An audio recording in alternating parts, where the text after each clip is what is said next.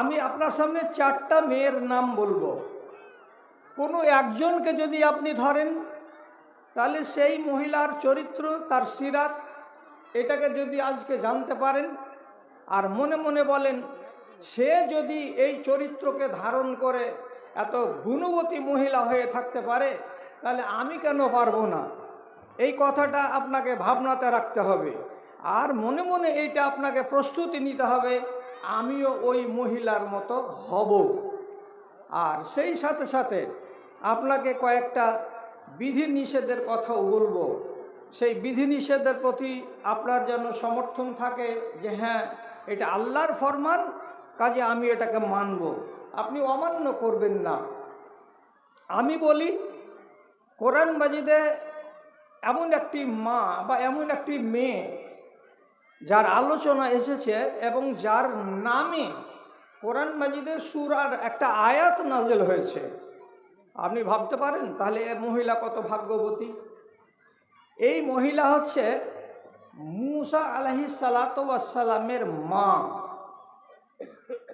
এই মহিলার নামে রব্বুল আলামিন একখানা কোরআন মাজিদে আমাদেরকে আয়াত দিয়েছেন। সেই আয়াত থেকে আমরা কিছু শিখব। কি শিখব? বসে যান, যারা যারা দাঁড়িয়ে আছেন বসে যান। ওই খালাগুলো, ওগো, আরে যারা দাঁড়িয়ে আছো বসে যাও, বসে যাও, বসে যাও। আর কতক্ষণ দাঁড়িয়ে থাকবে? বসো। কথা শুনতে হবে তো 2-4টা, না শুনলে হবে না। একবার এসেছেন বাড়ি থেকে কষ্ট করে, খালি খালি ঘুরবেন ফিরবেন চলে যাবেন, এটা ভালো নয়। কথার প্রতি লক্ষ্য করুন। যেই সময় মূসা নবীর মার উপরে আল্লাহ রাব্বুল আলামিন তার পক্ষ থেকে একটা নির্দেশ জারি করেছিলেন, সেই সময়টা ছিল খুব কঠিন সময়। কি সময় ছিল?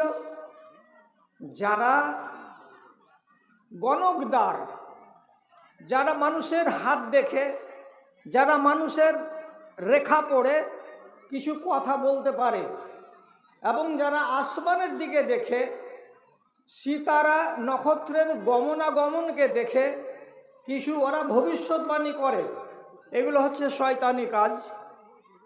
তো সেই সময় ফেরাউন ছিল মিশরের মাটিতে সম্রাট।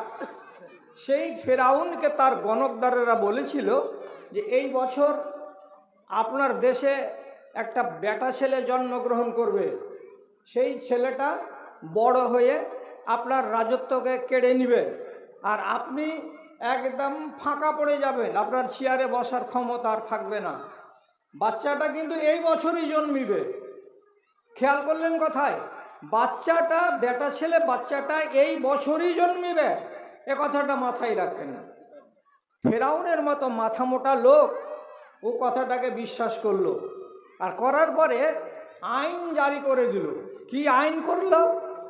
এই বছর আমাদের মিশরের মাটিতে যত মেয়ে ছেলের পেট থেকে বাচ্চা ভূমিষ্ঠ হবে, সরকারি লোকেরা গিয়ে দেখবে, যদি পুরুষ ছেলে হয় তাহলে তাকে কতল করে দেবে, আর যদি মহিলা হয় তাহলে ছেড়ে দেবে, ওর মা ওকে দুধ পান করাবে। তাহলে কত হাজার হাজার হাজার বাচ্চাকে এই জল্লাদ ফেরাউন জবে করে দিয়েছিল। তো মানুষ একটা কথা বলে, যেখানে বাঘের ভয় সেখানে সন্ধ্যা হয়।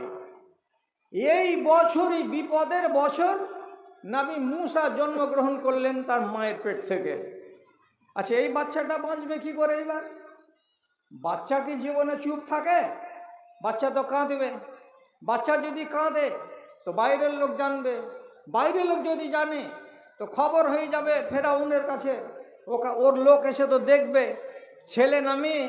যখনই দেখবে এটা ছেলে, তখনই তো চোখের সামনে জবে করবে। বিশাল বিপদে পড়ে গেল কে? তো মূসা নবীর মা। এই মহিলাকে কেন বাছাই করেছি আপনাকে 2-3 মিনিট পরে বলছি। যখন দুধ খাওয়াই তখন বারে বারে চিন্তা করে, হারে ধন, তোকে দুধ খাওয়াবো, মায়া বাড়বে, মমতা বাড়বে, তোর উপরে আমার কলেজার সম্পর্ক এটা আরও গভীর হবে। কিন্তু 3 দিন পরে যদি আমি ধরা পড়ে যাই তো আমার চোখের সামনে তো তোকে কতল করবে, তো তাহলে তোমাকে দুধ খাওয়াচ্ছি বটে, কিন্তু আমার মনের ভেতরটা ঠিক নাই, শান্তিতে নাই। একবার দুধ খাওয়াই আর একবার দুধ খাওয়াতে খাওয়াতে গিয়ে দ্বিধাগ্রস্ত হয়ে যাই। কি করব তোকে দুধ খাইয়ে বেটা, কি করব তোকে দুধ খাইয়ে বেটা, এইরকম করে 7-5 ভাবনা ভাবে। এবার খেয়াল করেন আসল কথার দিকে। আল্লাহ তাআলা নবী মুসার মাকে ইলহাম করে দিলেন, ওর মগজের ভেতরে আল্লাহ তাআলা একটা কথাকে ঢুকিয়ে দিলেন, একদম সার করে সুন্দর করে বলে দিলেন।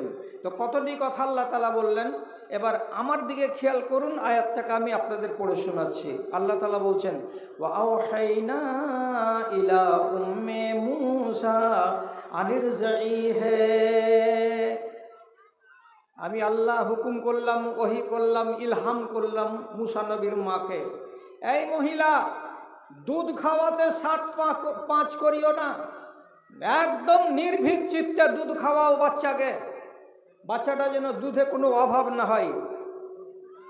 তারপর যদি তোমাকে ভয় লাগে যে আমার ছেলেকে জবে করে দিবে ফেরাউনের লোক, তো যদি তোমার মনে ভয় হয় তাহলে আমি আল্লাহ তোমাকে 3 নম্বর কথা বলছি, ওই বাচ্চাটাকে একটা কাঠের বাক্সতে করে বাড়ির পাশে নীল নদীতে তাকে ভাসিয়ে দাও, বাড়ির পাশে নীল নদীতে ভাসিয়ে দাও। এটা রব্বুল আলামিনের 3 নম্বর সংকেত। এইবার যদি বাচ্চাকে তুমি নীল নদীতে ভাসাও তো কি হবে, ইন্নী রাদ্দুহু ইলাইকে, এই ছেলেটাকে তোমার কাছে ঘুরিয়ে আবার আনবো তোমার কোলে। কেমন করে আনবো সেটা আমি জানি, তুমি জানো না। 4 নম্বর কথাতে আল্লাহ তাআলা আবার বলছেন, ওয়া ইন্নী জাইলুহু লামিনাল মুরসালিন, আর এই ছেলেটাকে আমি আগামী দিনে একটা নবী বানাবো, আগামী দিনে নবী হবে তোমার এই কোলের বাচ্চাটা। কাকে বলা হলো? নবী মুসার মাকে বলা হলো। এখন জিজ্ঞাসা সেটা হলো এই, আপনাদের ভেতরে এমন কোনো মা আছে? সহি হাদিস থেকে প্রমাণিত, একদম সহি হাদিসে, যে রাসূলুল্লাহ একদিন জিজ্ঞেস করে বলেছিলেন, এই সাহাবীরা, কোনো মা কি তার কোলের বাচ্চাকে জ্বলন্ত আগুনে ছুঁড়ে ফেলতে পারবে যে আমার বাচ্চাটা পুড়ে যাক? কোনো মা পৃথিবীতে নিজের কোলের বাচ্চাকে আগুনে ফেলতে পারবে না, পারবে না। তো যেমন মায়ের ভেতরে মায়া আছে, মমতা আছে, যে আমি আমার বাচ্চাকে আগুনে ফেলতে পারবো না, তেমনি প্রত্যেকটা মা এটা কথা তো জানছে যে আমি আমার বাচ্চাকে কষ্টে ফেলতে পারবো না। নবী মুসার মা সে তো জানে যে আমার বাচ্চাকে যে আমি সমুদ্রে ভাসিয়ে দেব, বাচ্চাটা কোথায় গিয়ে লাগবে, বাচ্চাটা সারাদিন ভাসবে, কত রোদ লাগবে তার গায়ে। বাচ্চাটা যদি যে বাক্সতে আমি তাকে ভাসাবো, তোর তলা দিয়ে যদি পানি ছিদ্র হয়ে যদি ঢুকে যায়, আর বাক্সটা যদি মধ্যখানে নদীতে গিয়ে ডুবে যায়, তাহলে আমার এই 15 দিনের বাচ্চাটার কি দুর্গতি হবে? আমার বাচ্চা তো জীবিত থাকবে না। তাহলে এতগুলো ভাবনা মগজে আছে, বাচ্চাটা নষ্ট হয়ে যেতে পারে, এই সিন্দুকটা ডুবে যেতে পারে, বাচ্চাটা বরবাদ হয়ে যেতে পারে, কত রকমের দুর্ঘটনা আমার বাচ্চার সাথে হতে পারে। এত 7-5 ভাবনা ভাবার পরেও নবী মুসার মা তিনি বাচ্চাকে নদীতে ভাসিয়ে দিয়েছিলেন, নদীতে ভাসিয়ে দিয়েছিলেন।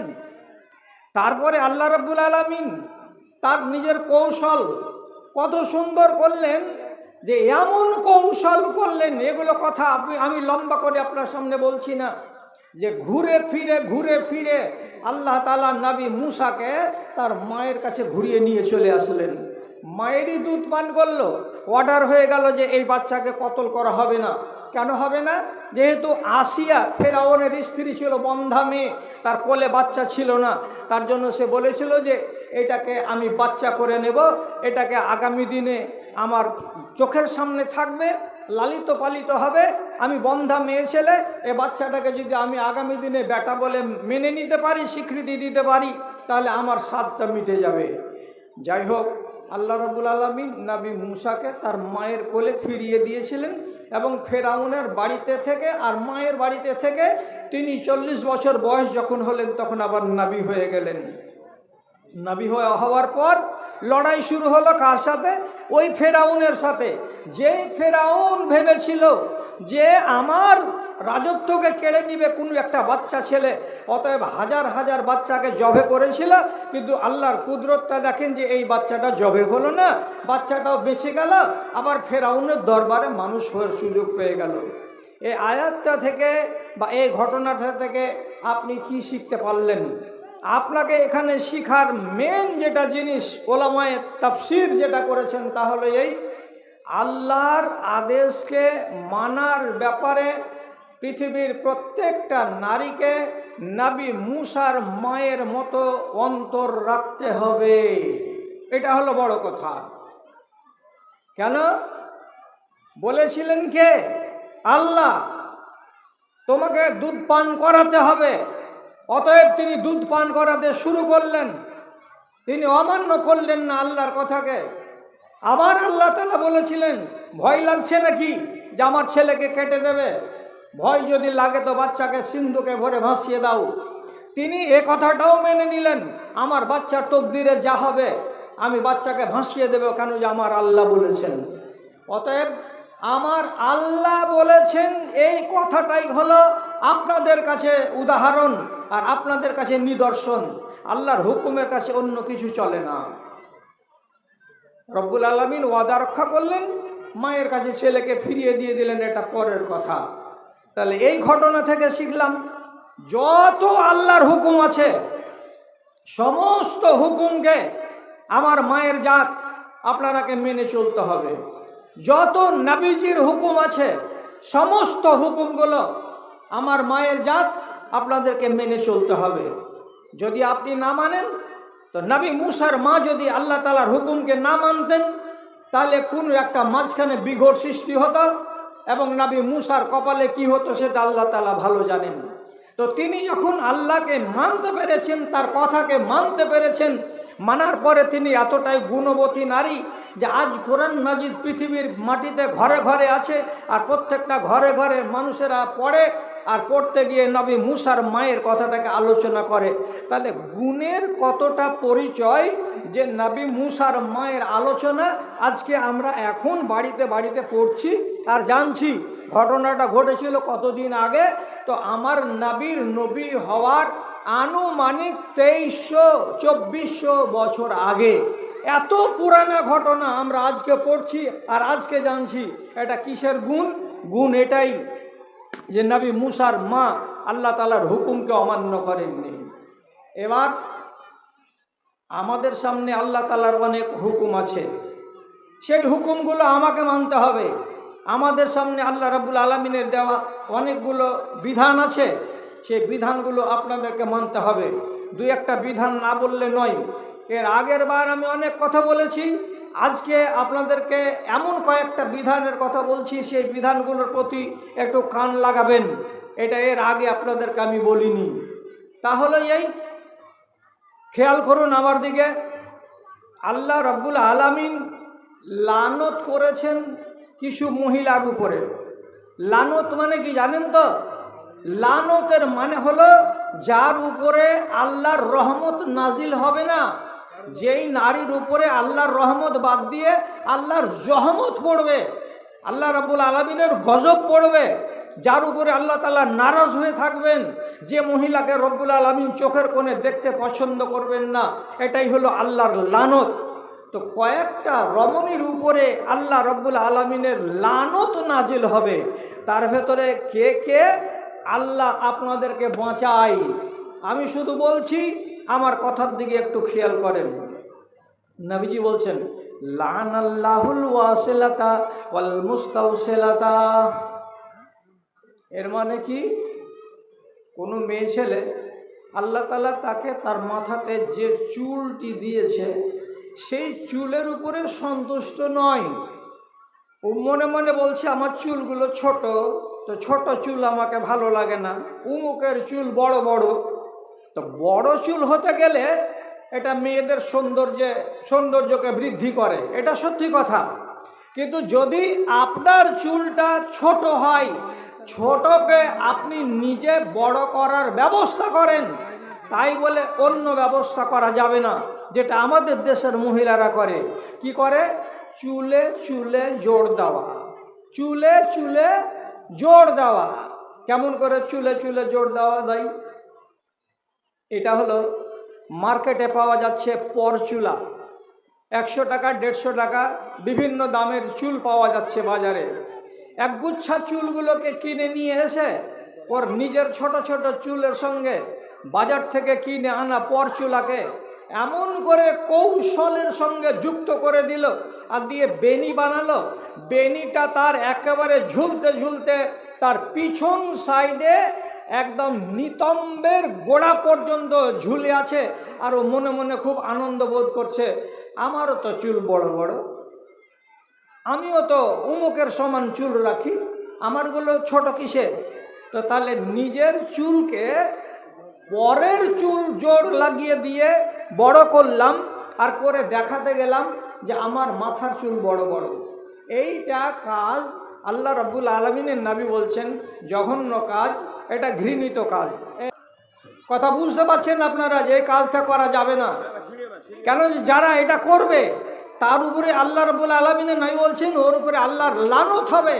তাহলে আপনি কি বলছেন যে 5 মিনিটের খুশি করার জন্য বা দুনিয়ার লোককে একটুখানি দেখাবার জন্য আমি আল্লাহর লানত কিনে নিব? এটা হয় কোনো দিন? জীবনে এই কাজ আপনাকে পা বাড়াতে হবে না, এটা না বললাম আপনাকে, এটা করবেন না, খবরদার। 2 নম্বরে রাসূলুল্লাহ কি বলছেন?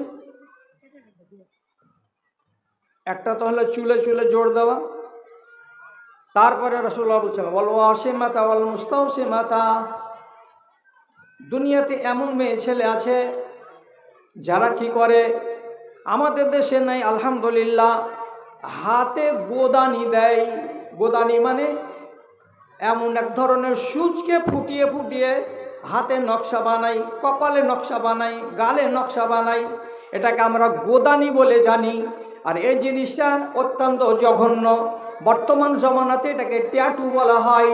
তো যে মহিলা কি করবে, ট্যাটু বানাবে, গোদানি লাগাবে গালে কিংবা কপালে কিংবা হাতে কিংবা পিঠে, কোনো জায়গায় যদি তার শরীরে গোদানি থাকে, আল্লাহ রাব্বুল আলামিন নাই বলছেন এমন মহিলার উপরে আল্লাহ তাআলার লানত নাযিল হয়। তারপরে যেটা সব থেকে মারাত্মক এবং আজকালকার জমানাতে অল্প অল্প করে শেরশাবাদীদের ভিতরে দেখা গেছে, শেরশাবাদ মেয়েদের ভিতরে দেখা যাচ্ছে কি এটা? তো চোখের উপরে যে কালো এই যে লোমটি আছে, যাকে আমরা বলি ভ্রু, এই ভ্রুগুলো আল্লাহ তাআলা যাকে যেমন পেরেছেন তাকে তেমন করে ভ্রুগুলোকে বানিয়েছেন এবং চোখের উপরে এই চুলগুলো আছে। এটার বিশেষ কাজ আছে, বিশেষ কাজের জন্য রব্বুল আলামিন এটাকে তৈরি করেছেন।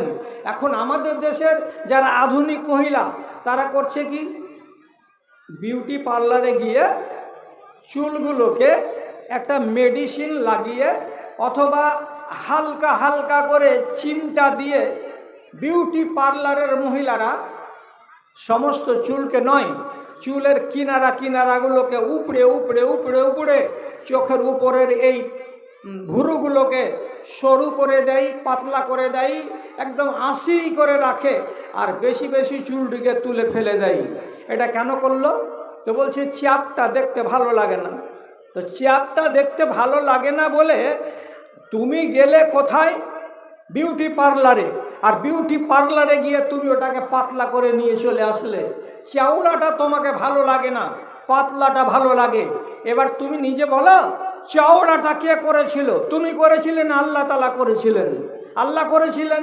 তাহলে এবার তোমাকে ভালো লাগলো না, অতএব তুমি এটাকে সরু করে নিলে। তো আল্লাহ যেটা তৈরি করলেন সেটা যদি তোমাকে ভালো না লাগে, আর মানুষের তৈরি করাটা যদি তোমাকে ভালো লাগে, তো তাহলে এত বড় অন্যায় আল্লাহ রাব্বুল আলামিনের সৃষ্টির সঙ্গে তুমি করতে যাবে।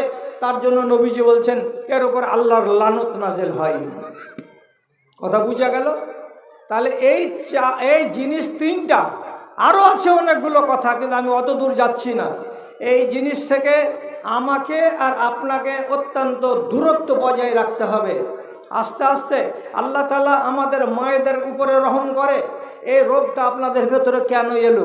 কেন এলো বলতে কি, যে নারীর বিয়ে লাগছে, বিয়ের কালে আমাদের গ্রামে গঞ্জের মেয়েরাও ড্রেস করছে, সাজছে, তো প্রত্যেকটা ভালো ভালো ধনী ধনী বাড়ির মেয়ে তাকে বিউটি পার্লার থেকে লোক আনিয়ে 3,000 4,000 টাকা ফি দিয়ে ওকে সাজাচ্ছে।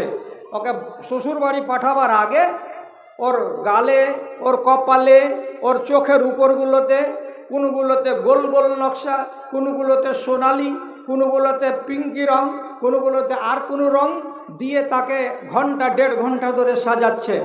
এক একটা কুচিগুলোকে মেপে মেপে বসাচ্ছে, আর এক একটা কুচিতে এক একটা করে পিন বসিয়ে বসিয়ে দিচ্ছে। আর দেওয়ার পরে তার গায়ে কেমন করে চাদরটা চড়াতে হবে, কোন দিকে ঝুলে থাকবে, কোন দিকে টেনে থাকবে, ইত্যাদি ইত্যাদি কাজগুলোকে করে নিচ্ছে। কাকে দিয়ে? একটা ভাড়াটিয়া মেয়েকে দিয়ে। আমার বেটি আর আপনার বেটি যখন 10-এর সামন থেকে বিদায় হয়ে চলে যাচ্ছে ট্যাক্সিতে উঠতে, যখন বাপ ওকে বিদায় করে দিচ্ছে, জামাইয়ের হাতে যখন ওকে তুলে দিচ্ছে, তখন আমাদের মতো যারা বরযাত্রী ছিলাম আমরা হাজার হাজার লোক দেখতে পাচ্ছি। আর দেখে অবিকল মনে হচ্ছে এটা মুসলমানের বেটি নয়, এটা কোনো গায়ের মুসলিমের বেটি, এটা কোনো মারোয়ারি বংশের বেটি, যার পর্দা নাই, যার মাথার চুলের সাইসীমানা নাই, যে মেয়ে ছেলেটার চেহারাকে লুকাবার মতো ব্যবস্থা নাই, যার নিজের জিনাতগুলোকে দেখাবার জন্য যে মহিলা মাতোয়ারা হয়ে আছে, এইরকম ড্রেসে সেজে কুজে এরকম চেহারাতে মেকআপ করে টোরে তারপরে সে শ্বশুরের বাড়ির দিকে যাচ্ছে। এটা আল্লাহর লানতকে কিনে নেওয়া। এটা হলো আল্লাহর লানতকে কিনে নেওয়া। কেন? কেন? যে আমি আগে বলেছি এই জন্য, আপনাদের রাস্তাটাকে ঘেরবার জন্য, যে নবী মুসার মার আলোচনা কেন হচ্ছে আজ পর্যন্ত। ও আল্লাহর আদেশকে মেনে নিয়েছিল অক্ষরে অক্ষরে। আপনারা যদি আল্লাহ তাআলার আদেশকে না মানতে পারেন অক্ষরে অক্ষরে, তাহলে আপনার উপরে তো আল্লাহ খুশি হবেন না, এবং নবীজি বললেন তার উপরে লানত নাজিল হবে। রব্বুল আলামিন পরিষ্কার বলেছেন, ওয়ালা ইউবদিনা জিনাতাহুন্না, তোমাদের ঠোঁট লাল করা, তোমাদের মুখে পাউডার লাগানো এবং তোমাদের চোখে সুরমা লাগানো সবই জায়েজ আছে। আর আল্লাহ তাআলা বিধান দিয়ে বলছেন, তোমার লাল ঠোঁট, তোমার গালে ফেয়ার অ্যান্ড লাভলি লাগানো এবং তোমার চোখে সুরমা লাগানো, এই যে জিনাত, এটা কে দেখবে? হাতে মেহেন্দি লাগানো, এটা কে দেখবে? এটা তো চোখ পড়বে এর উপরে। তাহলে কাকে কাকে দেখার পাওয়ার দেওয়া আছে? রাসূল আল্লাহ রাব্বুল আলামিন কোরআন মাজিদে বলেছেন 6টা বেটা ছেলের নাম যারা দেখতে পাবে, তাছাড়া 6টা পুরুষ লোককে বাদ দিয়ে পৃথিবীর কোনো লোক আপনার রং দেখতে পাবে না, আপনার ঠোঁট দেখতে পাবে না, আপনার চোখের নকশা দেখতে পাবে না, আপনার ডিজাইন দেখতে পাবে না। ওরা কারা? আল্লাহ তাআলা কোরআন মাজিদে বলছেন, একজন স্ত্রীর স্বামী তার ডিজাইন দেখতে পাবে, তার নকশা, তার জিনাত দেখতে পাবে। একজন তার শ্বশুর সে দেখতে পাবে, ওর নিজের বাপ সে দেখতে পাবে, ওর নিজের ভাই সে দেখতে পাবে। একটা রমণীর যদি ছেলে থাকে বড়, সে ছেলে তার মায়ের লাল ঠোঁট দেখতে পারে, ডিজাইন দেখতে পারে, নকশা দেখতে পারে। আর কে দেখতে পারে? বাড়িতে যদি চাকর থাকে নাবালক, যে ছেলেটার বয়স এখনো 15 বছর হয়নি, 10 বছর 12 বছর আছে, যে ছেলেটা সেক্স সম্বন্ধে জ্ঞান রাখে না, যে ছেলেটা মেয়ে ছেলেদের শরীর সম্পর্কে অবগত নয়, যে ছেলেটার ভেতরে এখনো বুদ্ধি আসেনি, এইরকম কম বয়সের বাচ্চা দেখতে পারে। এই 6টা লোককে বাদ দিয়ে পৃথিবীর কোনো মানুষ যদি তোমার চেহারাকে দেখতে পাই, তোমার ডিজাইনকে দেখতে পাই, তোমার লাল ঠোঁটকে দেখতে পাই, তোমার কাজলকে দেখতে পাই, তোমার হাতের মেহেদিকে দেখতে পাই, তাহলে এটা কিন্তু অন্যায়ের মধ্যে পড়বে। কেন? যে আল্লাহ রাব্বুল আলামিন তোমাকে নিষেধ করছেন এই ভাষাতে, ওয়ালা ইউবদিনা জিনাতাহুন্না, ওরা যেন নিজেদের জিনাতকে কারোর সামনে প্রকাশ না করে। এবার আল্লাহর হুকুমকে যদি না মানো, আল্লাহর হুকুমকে না মানতে গেলে তার দুর্গতিটা কি হবে এটা তো খুব জানার কথা। আল্লাহর আদেশকে না মানতে গেলে আমি একটা নাফরমান নারী হিসাবে হব না, আমার নাম তাতে চলে যাবে। এই তো হয়ে গেল একদিকের আলোচনা।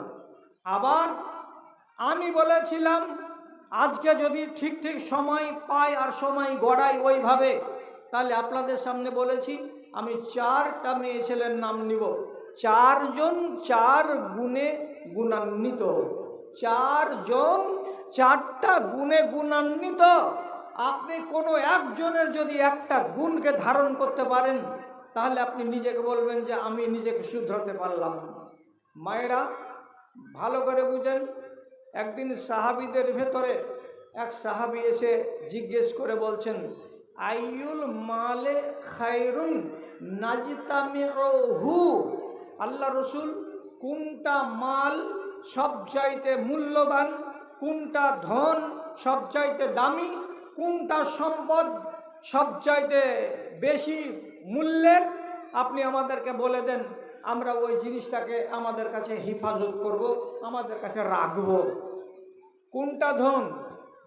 রসুলুল্লাহ সোনার নাম নেননি, রসুলুল্লাহ চাঁদির কথা বলেননি, রসুলুল্লাহ খেজুরের কথা বলেননি, রসুলুল্লাহ আরও বলেননি যে তোমরা নিজেদের জব আর গম আর ভুট্টাকে বাড়িতে মজুদ করে রাখো, এটা সবচাইতে দামি মাল, এ কথা নবীজি বলেননি।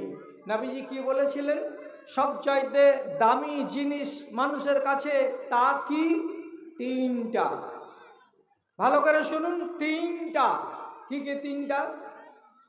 নবীজি বলছেন, কালবুন শাকিরুন ওয়া লিসানুন যাকিরুন ওয়া যাওজাতুন সালিহাতুন তুইনু আলা আমরি দীনিহি ওয়া দুনিয়াহু। যদি তোমার কাছে একটা জিহ্বা থাকে, যেই জিহ্বাটা নড়ে, তো নড়ে তো বাজে কথাতে নড়ে না, ভালো কথাতে নড়ে। কেমন ভালো কথাতে নড়ে? কাজ করতে করতে কপালে ঘাম চলে এসেছে, খাস্তানা লেগে গেল, আপনার মুখ দিয়ে বেরিয়ে গেল আল্লাহু আকবার, ক্লান্তি লেগেছে খুব, তো মুখ দিয়ে বেরিয়ে গেল আল্লাহু আকবার। এই ছেলে দেখছেন, হয় এই ছেলেটিকে হঠাৎ, আরিফ সবটিকে হঠাৎ দিকে, হ্যাঁ হট হট হট ওদিকে যা। কাজ করতে করতে আপনার মুখ দিয়ে বেরিয়ে গেল হঠাৎ এমনিতে আস্তাগফিরুল্লাহ। মাঝে মাঝে দিনে 2 বার 4 বার 5 বার 7 বার 10 বার যখন তখন একবার করে জন্য আপনার মুখ দিয়ে বেরিয়ে যায় কি কথাটা? আস্তাগফিরুল্লাহ। কোনো বড় শব্দ কি? কয় মিনিট লাগলো আমাকে বলতে আস্তাগফিরুল্লাহ। তাহলে আপনার মুখটা দিয়ে যদি দিনে আর রাতে যখন তখন এমন ভালো কথাগুলো বেরোয়, কি কথা? কখনো কখনো বলে দিলেন সুবহানাল্লাহ, কখনো কখনো বলে দিলেন আল্লাহু আকবার, কখনো কখনো বলে দিলেন আলহামদুলিল্লাহ, কখনো কখনো বলে দিলেন লা ইলাহা ইল্লাল্লাহ। তাহলে এই জিহ্বাটা হলো কি? তো নবীজি বলছেন লেসানুন জাকেরুন, আল্লাহ রব্বুল আলামিনকে স্মরণকারী এটা জিহ্বা। এই একটা গুণ নবীজি বলছেন যদি ধন বাড়িতে জমা করে রাখতে চাও তাহলে এটা একটা বিশাল বড় ধন তোমার কাছে থাকতে পারে কবরে যাওয়া পর্যন্ত। এটা আমাদের কাছে কম, এটা আমরা করি না। আমি প্রত্যেকবার রমজান মাসে যেখানে জলসাতে যাই, আমি যে কোনো গ্রামে গেলে খালাদেরকে বলি, মায়েদেরকে বলি, তুমি রান্না করছো সাহারি, রান্না করো, তোমার জেগে থাকাটা ইবাদত। তুমি যে 10 জন লোককে সাহারি খাওয়াবে এটা তোমার জন্য ফজিলত। তুমি যে লকড়িটাকে চুলার ভেতরে ঢুকাবে, তো চুলার ভেতরে ঢুকে চুপচাপ চুলার কাছে বসে না থেকে তোমার যদি 3টা ছোট ছোট সূরা মুখস্থ থাকে, সূরা 3টাকে বলো। যদি তোমার আয়াতুল কুরসি মাথায় থাকে, মনে থাকে, চুলার কাছে বসে বসে আয়াতুল কুরসিটাকে বলো। যদি তোমার ওই টাইমগুলোতে ছোট ছোট আল্লাহর কাছে চাওয়ার দোয়া মুখস্থ থাকে, তাহলে ওই বসে বসে দোয়াগুলোকে বলতে থাকো। তোমার ইবাদতের মিটারটা ঘুরতে থাকবে, ঘুরতে থাকবে, তোমার সংসারের কাজও হবে আর তোমার ইবাদতের চাকা ঘুরতেই থাকবে। ওই টাইমে তোমাকে মুখে আনতে হবে সুবহানাল্লাহি ওয়া বিহামদিহি, কখনো বলতে হবে লা ইলাহা ইল্লাল্লাহ, কখনো বলতে হবে আস্তাগফিরুল্লাহ। লাভ কি আছে? আস্তাগফিরুল্লাহর মানে হলো আল্লাহ তোমার কাছে মাপ চাইছি, এই তো হলো ভাষা। আল্লাহ তোমার কাছে মাপ চাইছি, মানুষের কাছে মাপ চাইতে গেলে মানুষ 10 বার ঘুরিয়ে দিতে পারে, যা তোকে মাপ দিব না, যা তোকে মাপ দিব না, মানুষ দাঁত ঝাড়া দিয়ে পাঠাতে পারে। কিন্তু আল্লাহ রাব্বুল আলামিন তার চরিত্র হলো এটাই যে তার বান্দা যদি তার সঙ্গে সুলহ করে, চুক্তি করে এবং তার কাছে এসে মাঝে মাঝে বলে আল্লাহ আমি তোমার কাছে মাপ চাইছি, তাহলে ওই বান্দা রব্বুল আলামিনের কাছ থেকে মাপ পাই। আপনারা কি শুনেননি কোনো আলেমের মুখ থেকে আল্লাহ পাকের নবীর আগের গুনাহ মাপ, পিছনের গুনাহ মাপ, তিনার একটাও কোনো গুনাহ ছিল না, অথচ নবী করিম সাল্লাল্লাহু আলাইহি সাল্লাম সারাটা দিনের ভেতরে 100 বার করে বলতেন আস্তাগফিরুল্লাহ। কতবার বললাম? 100 বার আস্তাগফিরুল্লাহ পড়তেন নবীজি। আল্লাহ আমাকে মাপ দাও, আল্লাহ আমাকে মাপ দাও। কি মাপ দিবে আল্লাহ তাআলা তাকে? তার তো গুনাহই নাই, কেন মাপ দিবে? কি মাপ দিবে? এটা তো আপনি প্রশ্ন করবেন। গুনাহ না থাকতে গেলেও আপনি যদি আস্তাগফিরুল্লাহ বলেন তাহলে আপনার দরজা, আপনার স্তর আল্লাহ তাআলার কাছে উঁচু হবে। আপনি যে ক্যাটাগরির ইমানদার, আপনার ইমানটা আরো উপর ক্যাটাগরির ইমানদার হয়ে যাবেন আপনি। এই জন্য আপনাকে আস্তাগফিরুল্লাহ পড়তে বলছি। কি বলছিলাম কথাটা? আপনাকে আল্লাহ রাব্বুল আলামিন একটা জান্নাত দিবেন। এবার আপনি বলেন, মা খালারা যতটি লোক আছেন তাকান আমার দিকে, আপনার জান্নাতের সামনে যে বড় ময়দানটা আছে, সেই ময়দানে আপনি ফাঁকা বালু চর দেখবেন না গাছগাছড়া দেখবেন? যে এখানে খেজুরের গাছ থাক 10টা, এখানে নারিকেলের গাছ থাক 15টা, এখানে ফুলের গাছ থাক 10-20টা। আল্লাহ তাআলা তো আপনাকে ছোট মোটো জান্নাত দেবেন না, জান্নাত তো দেবেন বিশাল বড় জান্নাত, বিশাল বড় জান্নাত। এই 1 কাঠা 1 বিঘা 10 বিঘা নয়, হাজার হাজার বিঘা এতটা একটা জান্নাত। আর একটা জান্নাতের মালিক হবেন আপনি। আপনি বলেন আপনার জান্নাতটা কি ফাঁকা পড়ে থাকবে, না জান্নাতের আগা দিকে গাছ লাগাবেন? যদি বলেন গাছ লাগাবো সুন্দর সুন্দর, তাহলে নবীজি বলেছেন, সহি কথা বলছি, এই মা কতটি তাকাচ্ছ আমার দিকে, কয়জন কথা শুনছো? আমার কথা শুনো। তুমি যদি বলো যে আমার বাগানে আমি গাছ লাগাবো, এখানে আপনি দুনিয়াতে গাছ লাগান, এখানেই লাগাতে হবে। আপনি কটা গাছ লাগাবেন সেটা আপনার হাতে আছে। আপনি যদি বলেন আমি 1 লক্ষটা লাগাবো, আপনার হাতে আছে। আপনি যদি বলেন একটাও গাছে লাগাবো না, সেটাও আপনার হাতে আছে। কি হাতে আছে? একটা কথা বলুন মুখ দিয়ে একবার আমার সাথে সাথে, সুবহানাল্লাহি ওয়া বিহামদিহি। কি বললাম? আবার বলুন একবার, সুবহানাল্লাহি সুবহানাল্লাহি ওয়া বিহামদিহি। এই একটা শব্দ যদি আপনি বলেন, তাহলে রাসূলুল্লাহ বলেছেন গোরেসাত লাহু নাখলাতুন, ওই লোকটার জন্য তার জান্নাতের সামনের দিকে একটা খেজুরের গাছ লাগানো হয়। আহা, একবার সুবহানাল্লাহি ওয়া বিহামদিহি পড়লাম তো কি হলো? আমার ভাগের জান্নাতে একটা খেজুরের গাছ আল্লাহ তাআলা লাগিয়ে দিলেন। তাহলে আমি যদি বলি যে সুবহানাল্লাহি ওয়া বিহামদিহি কথাটা আমি সারাদিনে 50 বার করে দিব, আলহামদুলিল্লাহ 50টা গাছ আপনার জান্নাতে আপনার ভাগে রব্বুল আলামিন লাগিয়ে দেবেন। আপনি যেদিন যাবেন সেখানে নিজের চোখে দেখতে পাবেন।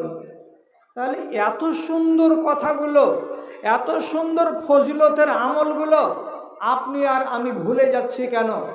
যাক, বিধিবিধানের কথা বলছিলাম, আর বলতে গিয়ে আমি গোড়াতে বলেছিলাম 4টা মেয়ে ছেলের কথা আপনাকে বলবো। মুসা নবীর মায়ের কথা শুনলাম, এবার আরেকটা মেয়ে ছেলের নাম বলছি, তার নাম আসিয়া। তার নাম আসিয়া, আয়েশা বলবেন না, তার নাম আসিয়া। এটা হলো ফেরাউনের স্ত্রী। কপাল খারাপ কি এই জোড়া, ফেরাউন এবং তার স্ত্রী। মরদটা হলো পাক্কা বেদিন, পাক্কা কাফের, আর বাড়িওয়ালিটা স্ত্রীটা হচ্ছে পাক্কা মোমেনা, একবারে খাঁটি মোমেনা বেটি ছেলে। আল্লাহ তাআলা আজব জোড়া বানিয়েছিলেন। স্বামী হলো বেঈমান আর স্ত্রী হলো ঈমানদার। তাহলে এই মহিলার জীবনী থেকে আমি কি শিখব? কি শিখব? তো এবার কথার দিকে খেয়াল করেন। স্বামী নিজেকে বলেছিল আমি হলাম আল্লাহ, আমি আল্লাহ, নওজুবিল্লাহ। তো মিশরের লোক ওকে আল্লাহ বলতো। আর ওর রাজ্যসভাতে ওর সামনে যতগুলো লোক ছিল চেলা চামচা, সবাই ফেরাউনকে আল্লাহ বলতো। তো নবী মুসার উপরে ঈমান এনেছিলেন আসিয়া, কিন্তু নবী মুসার উপরে ঈমান আনেনি ফেরাউন জাল্লাদ। এই জন্য স্ত্রীর সঙ্গে স্বামীর ঝগড়া লেগে গেল, বিবাদ লেগে গেল। দরবারের লোকেরা খবর দিল যে বাদশাহ নামদার, আপনি আমাদের রব, আপনার স্ত্রী যদি আপনাকে রব বলে না মানে, তাহলে আমরা পাবলিক মানুষ আপনাকে কেন রব বলে মানব? ফেরাউন বলল, কথা তো ঠিকই রে, আমার স্ত্রী আসিয়া আমাকে রব বলে মানে না। জি না, আপনাকে রব বলে মানে না। আরে এটা কি করে হয়? এইবার স্বয়ং নিজে ফেরাউন তার স্ত্রীকে জিজ্ঞেস করে বলল, এ আসিয়া, তুমি কি আমাকে রব বলে মানো না মানো না? আমাকে তুমি আল্লাহ বলে মানো না মানো না? তো ফেরাউনের স্ত্রী স্পষ্ট ভাষাতে বলল, আকাশের উপরে যিনি আছেন তিনি আমার রব, তোমার রব, তিনি আমাদের প্রতিপালক, তোমাকেও খেতে দেন আমাকেও খেতে দেন, তিনি আমাদের রব, তুমি আমার রব নও। তো ফেরাউন বলছে, এখনো টাইম আছে, তোমাকে ভাবতে সময় দিলাম, যদি উল্টা পাল্টা কথা বলো তো তোমার সুখ সব কেড়ে নিব। তোমাকে রানী বানিয়ে রেখেছি, তোমাকে রাজদরবার থেকে টেনে হিঁচড়ে বাইরে ধাক্কা দিয়ে ফেলে দেব, তোমার সম্মান মাটিতে মিলিয়ে দেব। তোমার এখনো চিন্তা করো, তুমি তোমার স্বামীকে রব বলে মানো, নাহলে তোমার দুর্গতি আছে। আসিয়া বলেছিল, আপনি আমার স্বামী ছাড়া আর কিছুই নন, এতে আমার তকদিরে যা আছে তাই হবে। স্পষ্ট নির্ভরযোগ্য তাফসিরে লেখা আছে, ওর জল্লাদেরা নিজের স্বামীর আদেশে, অর্থাৎ ফেরাউনের আদেশে, এমন একজন সতী আর এমন একজন পবিত্র নারী, তাকে রাজদরবার থেকে বেইজ্জত করে হাত ধরে টেনে বের করে আনলো। আর নিয়ে আসার পর তাকে খালি মাঠে নিয়ে গিয়ে তার বুকের উপরে পাষাণ চাপালো, তার পেটের উপরে পাথর চাপালো, তার পায়ের উপরে পাথর চাপালো, একটা দুটা তিনটা চারটা করে একটা করে চাপাই, আর খালি বলে, বল ফেরাউন আমাদের সবারই আল্লাহ, তোর আল্লাহ কিনা বল। আসিয়া বলেছিল, না, ফেরাউন আমার স্বামী। আবার আরেকখানা পাথর চাপাই। আপনি বলেন একটা নারী কতটি আযাব সহ্য করতে পারবে, কতটি বোঝা নিজের উপরে সহ্য করতে পারবে? দুখানা পাথর চাপলো, বল ফেরাউনকে আল্লাহ না, ও আমার স্বামী, ও আমার আল্লাহ নয়। আরেকটা চাপাও। এই করে চাপাতে চাপাতে চোখ মুখকে লাল করে দেয়, মনে হচ্ছে কলেজা ছিঁড়ে যাবে, প্রাণ বেরিয়ে যাবে মিনিটের ভেতরেই, আর সহ্য করতে পারবে না। তখন এই মহিলা জমিনে পড়ে পড়ে আসমানের দিকে মুখ আর আসমানের দিকে চোখ, আর বুকের ওপরে আর পায়ের ওপরে চারখানা পাঁচখানা বড় বড় পাথর চাপানো আছে, আর ডানে আর বামে এই সমস্ত বেঈমানেরা দাঁড়িয়ে আছে আযাবকে আরো বড় করার জন্য, বৃদ্ধি করার জন্য। তখন আসিয়া জমিনে পড়ে পড়ে বলেছিল, রব্বে বিনিলি ইন্নাকা বাইতান ফিল জান্নাতে ওয়া নাজ্জিনি মিন কওমি ফিরআউনা ওয়া আমালিহি ওয়া নাজ্জিনি মিনাল কওমিজ জালিমিন। কি দোয়াটা করছে? আয় আল্লাহ, ও আমার মালিক, তুমি একটাই আমার মালিক, এ কথাটা আমি এটা স্বীকার করেছি। ফেরাউন আমার মালিক নয়, সে আমার রব নয়, এ কথাটা আমি তাকে মানিনি, তার জন্য এত কঠিন আযাবে আমাকে গ্রেফতার করা হয়েছে। আল্লাহ, সহ্য করতে পারি না এই আযাব। এবার আমি তোমার কাছে ফরিয়াদ করে জানাচ্ছি, আল্লাহ তুমি আমার জন্য তোমার কাছে একটা ঘর তৈরি করে দাও, এবং তুমি আমাকে নাজাত দাও, তুমি আমাকে পরিত্রাণ দাও। কার হাত থেকে? ফেরাউনের মতো জল্লাদের হাত থেকে। আর কার হাত থেকে? এই জালিম কওমের হাত থেকে আমাকে নাজাত দাও। তাহলে ফেরাউনের হাত থেকে নাজাত দাও আর এই জালিম কওমের হাত থেকে আমাকে নাজাত দাও। কি করে নাজাত দেবেন? তো উদ্দেশ্যটা কি?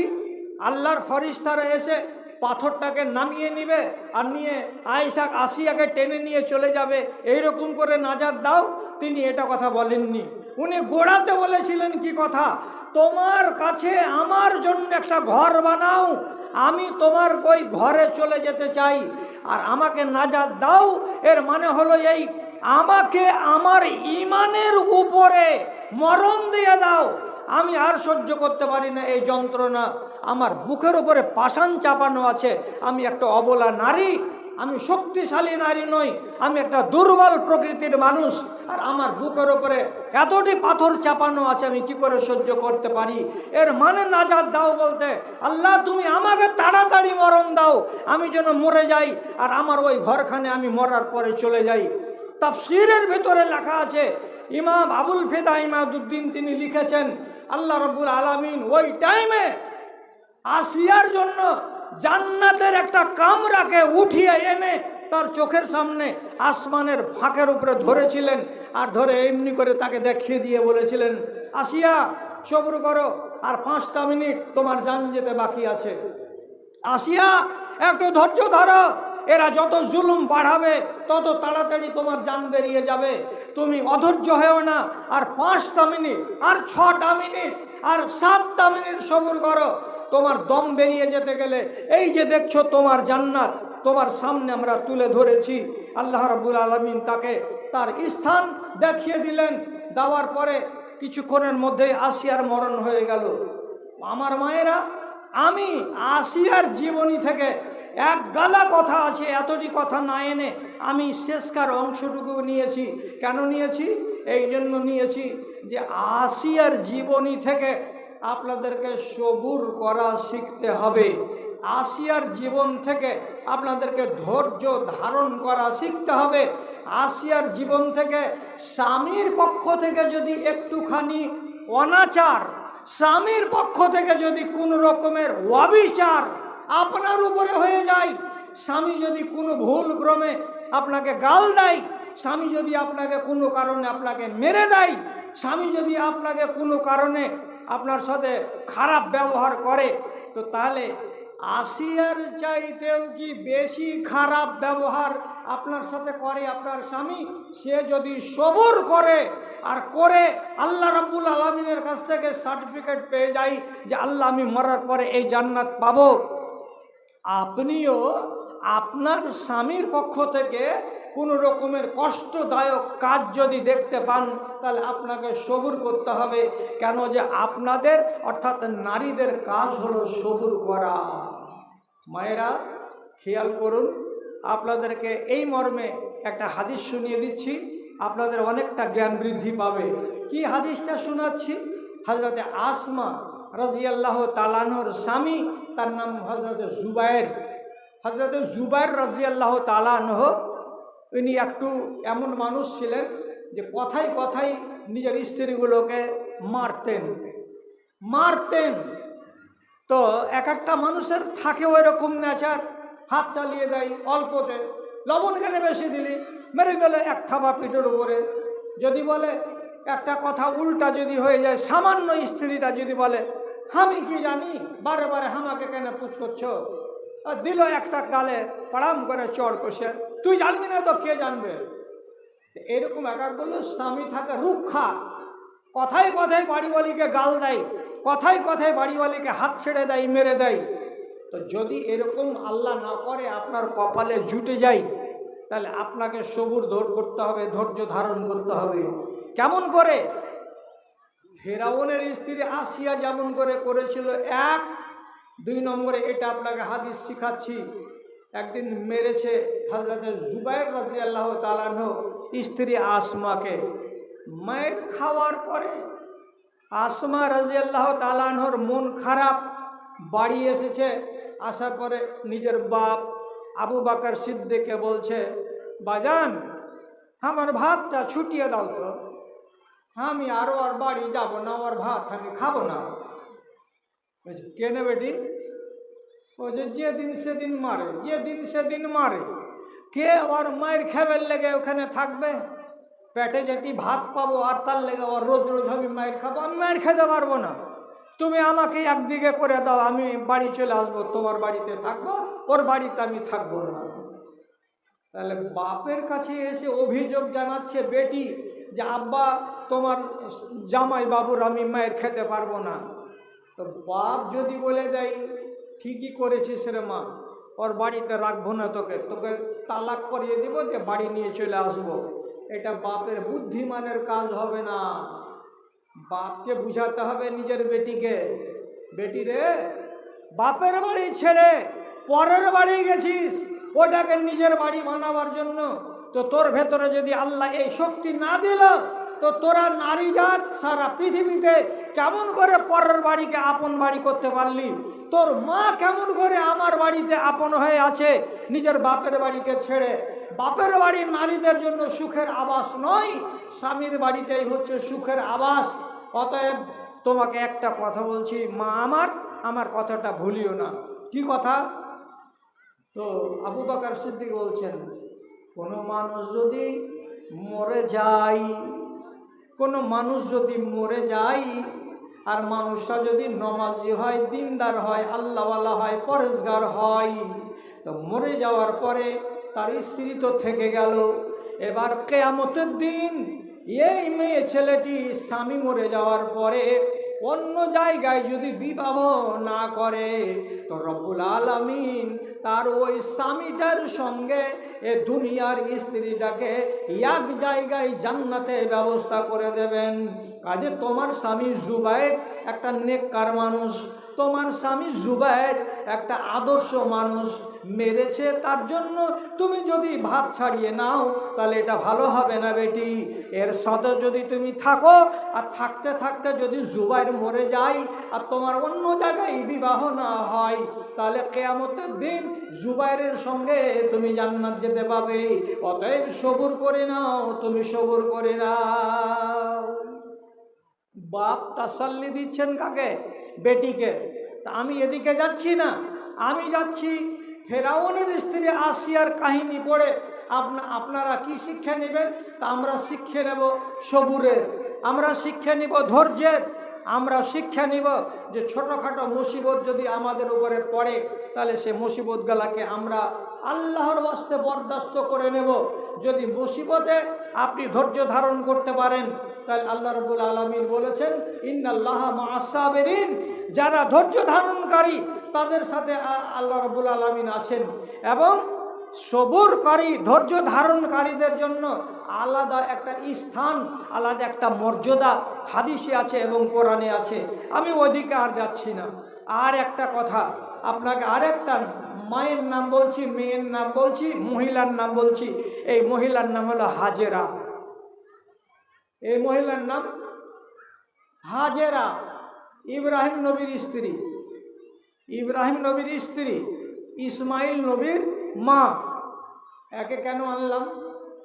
একে আনলাম এই জন্য যে এইখান থেকে আপনাকে একটু কিছু জ্ঞান পেতে হবে। কি করে? তো কচি বয়সের বেটা ইসমাইল কোলে, ওই অবস্থাতে ইব্রাহিম আলাইহিসসালাতু ওয়াসসালাম ওই প্যালেস্টাইন থেকে নিজের বিবি বাচ্চাকে সাথে করে হাঁটতে হাঁটতে হাঁটতে হাঁটতে 1 মাসের রাস্তা অতিক্রম করে মক্কা, যেটা এখন বর্তমানে এই মক্কার কাছে এলেন।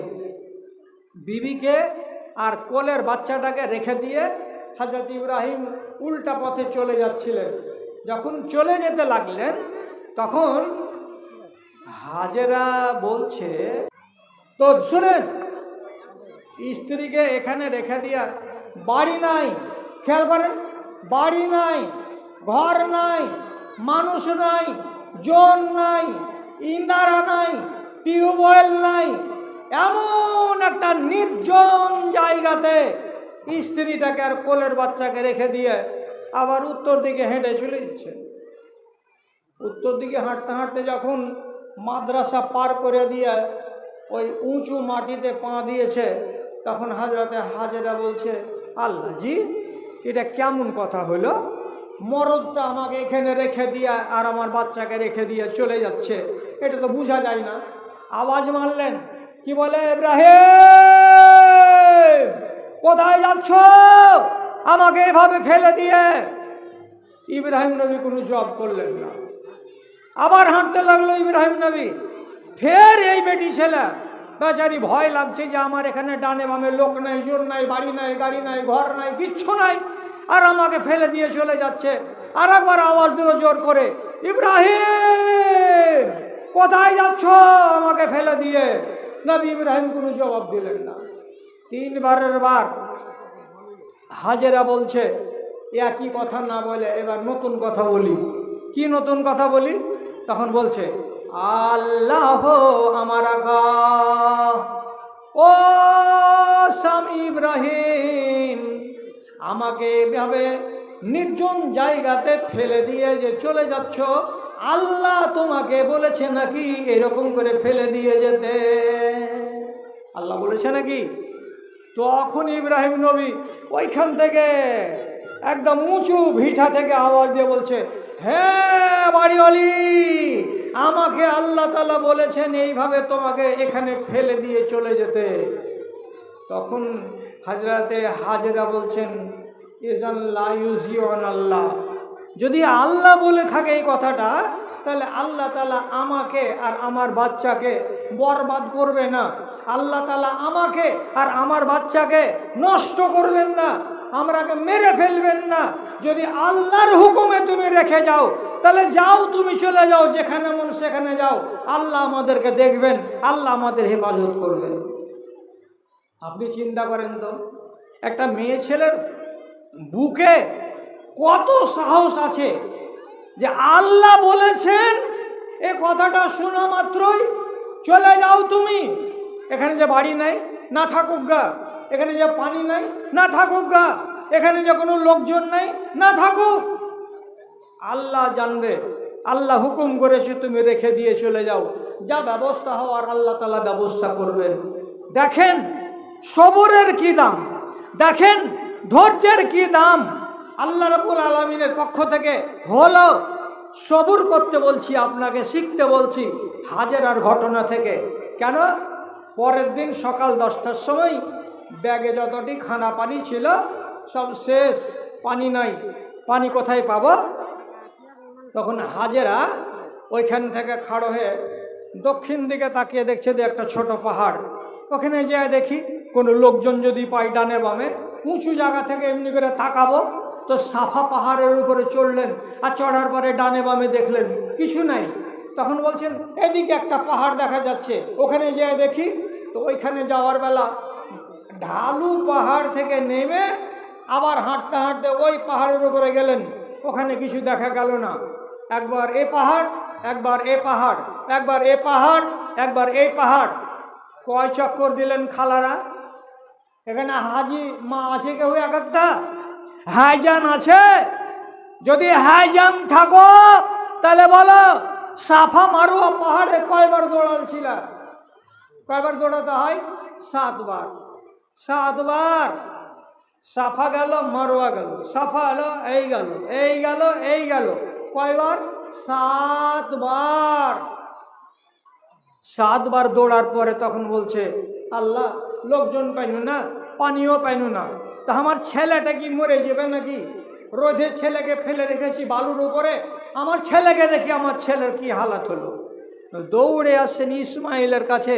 ইসমাইল বালক, এখানে সামান্য গামছার উপরে শুয়ে, পার দিকটা উদাম, বালুতে পা পড়ছে, আর ইসমাইল বালুগুলোকে পায়ের এড়ি দিয়ে দিয়ে দিয়ে দিয়ে দিয়ে দিয়ে সরিয়ে দিচ্ছেন। আর ওই জায়গাটাতেই হযরতে জিবরিল আলাইহিস সালাতু ওয়াস সালাম একবারে ইসমাইলের পায়ের গুল্লার জায়গাটাতেই তিনি নিজে ওইখান থেকে পানিকে বের করলেন। আর পানি বের হলো তো ঝর্ণার মতো হয়ে পানি বেরিয়ে গেল। এই পানি হাজেরা পান করলেন, এই পানি বোতলে ভরে নিলেন, আর এই পানি থেকে ওই দেশের লোকেরা আস্তে আস্তে উপকৃত হতে লাগলো। এই পানিটার নাম জমজম। এই পানির নাম কি? জমজম। ওই যে ইন্দারাটা ফুটলো, সেই ইন্দারার পানি আপনারা সবাই হাজিদের বাড়ি যান হাজি দেখতে, আর যে কাপে করে 3 ঢোক পানি খেয়ে এসেছেন। কিসের পানি খেলাম? তো জমজমের পানি খেলাম। কার পায়ের তলাতে বেরিয়েছিল? ইসমাইল আলাইহিস সালামের পায়ের তলাতে বেরিয়েছিল। সাফা মারওয়া 7 বার করে দৌড়াতে হয়। কার জন্য দৌড়াতে হয়? এটা কার স্মৃতি? ওই হাজেরা বিবির স্মৃতি। যদি হাজেরা বিবি সেদিন বলতো, তুমি আমাকে এখানে ফেলে যাও না, তুমি যদি যাও তো আমি তোমার সাথে চলে যাবো, আমিও থাকবো না, আমি ছোট ছেলে নিয়ে থাকতে পারবো না, তুমি এরকম করে কেমন করে ফেলে চলে যাবো আমাকে, এরকম করে যদি জিদ করতো তাহলে পরে এতগুলো ইতিহাস আমরা দেখতে পেতাম না। আর এইখানে হযরত ইসমাইল বড় হলেন, বাপ বেটা দুজনে মিলে 4 কোনা কাবা আবার তারা তৈরি করলেন। এটা কোরআন মাজিদে আছে। আর আপনারা জানেন যে হাজিরা হজ করতে গেলে বুতকে পাথর মারে 7টা করে। কেন? ইব্রাহিম নবী নিজের বেটাকে কুরবানি করতে নিয়ে যাচ্ছিলেন, ইবলিস শয়তান ভাঙাচ্ছিল। ইবলিস শয়তানের ভাঙানে ইব্রাহিম নবী কান লাগায়নি, ওটাকে পাত্তা দেয়নি, যার কারণে এটা আমাকে দাও, এইটা আমাকে দাও, হ্যাঁ ওইটাই রাখো। যার কারণে ওই বুতকে পাথর যে ইব্রাহিম নবী মেরেছিলেন, আজ পর্যন্ত হাজিরাকে 7টা করে পাথর মারতে হয়।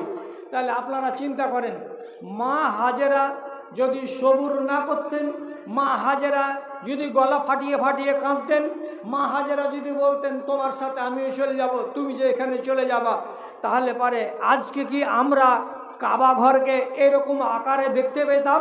1 2 নম্বর কথা, আল্লাহ তাআলা যে জমজমের ইন্দারাকে চালু করলেন, সে জমজমের ইন্দারার পানি কি আমরা পান করতে পেতাম? না। আমরা কি হজে গিয়ে 7 বার যে দৌড়াচ্ছি, 7 চক্কর সাফা মারওয়া, এটা কি আমরা দিতাম? আমরা কি বুতকে পাথর মারার জন্য মিনার মাঠে যেতাম? এগুলো সব স্মৃতি আল্লাহ রাব্বুল আলামিন দিয়েছেন। কার দৌলতে? কার দৌলতে? নবী ইব্রাহিমের এবং তার স্ত্রী হাজেরার দৌলতে আমরা পেয়েছি। তাহলে হাজেরার ইতিহাস থেকে আমাদেরকে শিখতে হবে সবুর করা, হাজেরার ইতিহাস থেকে শিখতে হবে ধৈর্য ধারণ করা, হাজেরার ইতিহাস থেকে শিখতে হবে নিজের স্বামীর বাধ্যবাধকতার মধ্যে থাকা, হাজেরার ইতিহাস থেকে আপনাকে শিখতে হবে আল্লাহ রাব্বুল আলামিনের উপরে অগাধ বিশ্বাস রাখা, অগাধ ভরসা রাখা। কেন? যখনই বললেন আল্লাহর হুকুমে এটা করলাম, তখনই তিনি বললেন তাহলে আল্লাহ আমাদেরকে বরবাদ করবেন না। আল্লাহ কি বরবাদ করেছিলেন?